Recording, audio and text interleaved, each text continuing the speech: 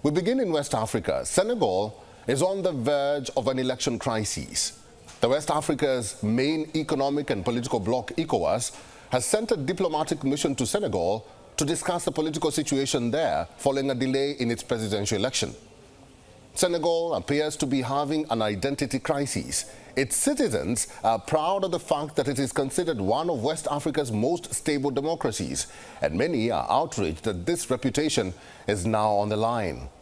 So, what's going on in a nation once considered a bastion of democracy in West Africa? Let's find out in our cover report. The police had a tough week after Senegalese President Macky Sall and the parliament postponed the election date. Senegalese security forces on Friday used tear gas to disperse protesters in the capital amidst mounting anger over the postponement. Anti-riot police prevented people from attending a rally planned at De La Nation in central Dakar.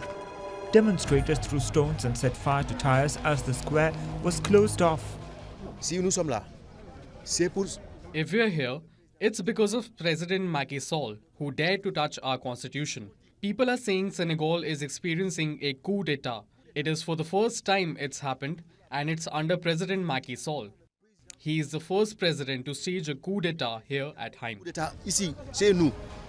In the melee, the presidential candidates went to the Supreme Court of Senegal in Dakar to seek the annulment of President Sall's postponement of the election that was originally scheduled for February 25th.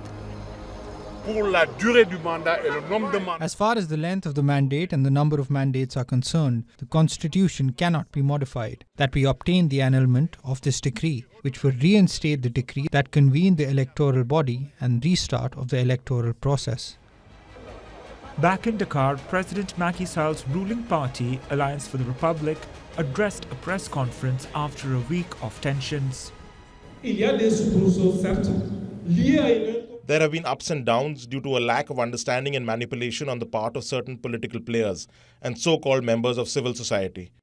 But all that will be put right through this inclusive dialogue.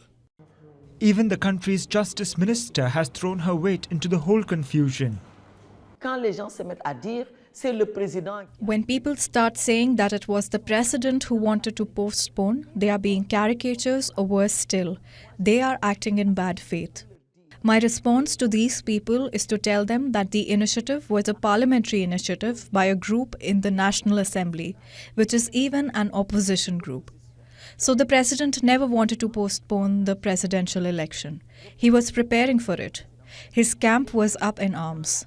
I began by telling you that I was a politician. Anger has mounted since the election was put off just hours before official campaigning was due to begin. In the protests that followed, police used tear gas to keep crowds away from a main central square in Dakar and closed main roads, railway lines and major markets. At least 5 journalists were targeted by police in Dakar. A new round of protests are planned for Tuesday. Sall claimed that his decision was prompted by a dispute between Parliament and the Constitutional Council over potential candidates not allowed to stand. Sall said that he wants to begin a process of appeasement and reconciliation. The United States and European Union criticized the election postponement. Senegal's parliament backed the move after security forces stormed the chamber and removed some opposition deputies. Parliament also voted to keep Sall in office till his successor takes office, that is unlikely before early 2025. Sall's second term was due to end on April 2nd. Till the crisis, Senegal had a reputation for democratic stability in a region beset by military coups. Bureau Report, WION World is One. For all the latest news, download the WION app and subscribe to our YouTube channel.